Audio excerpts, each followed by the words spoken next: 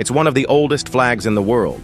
But behind this ancient symbol lies 900 years of religion, war, identity, and pride. This is the story of England's flag, the legendary St. George's Cross. Origins of the flag.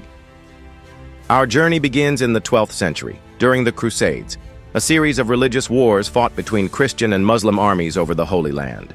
St. George, a Christian soldier saint, became a symbol of courage and divine protection. Crusaders wore his emblem, a red cross on a white background, symbolizing sacrifice and faith. But here's the fascinating part. This flag was not unique to England. Knights from Italy, France, and the Holy Roman Empire also carried the red cross, believing it brought them God's blessing. Fun fact: the oldest surviving depiction of St. George's Cross dates back to the 11th century.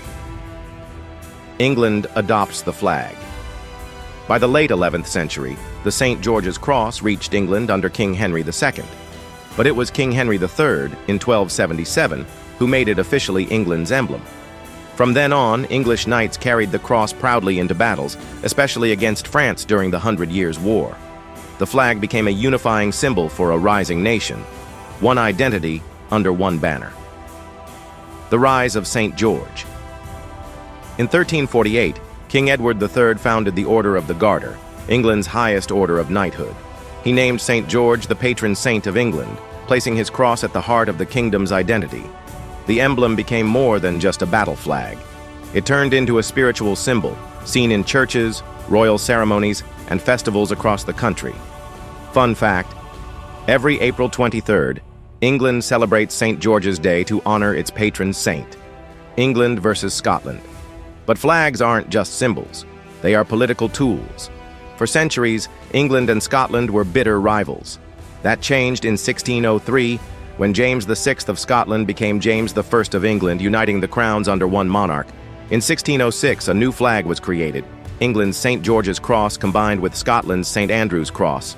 This became the first Union flag, symbolizing a new political identity.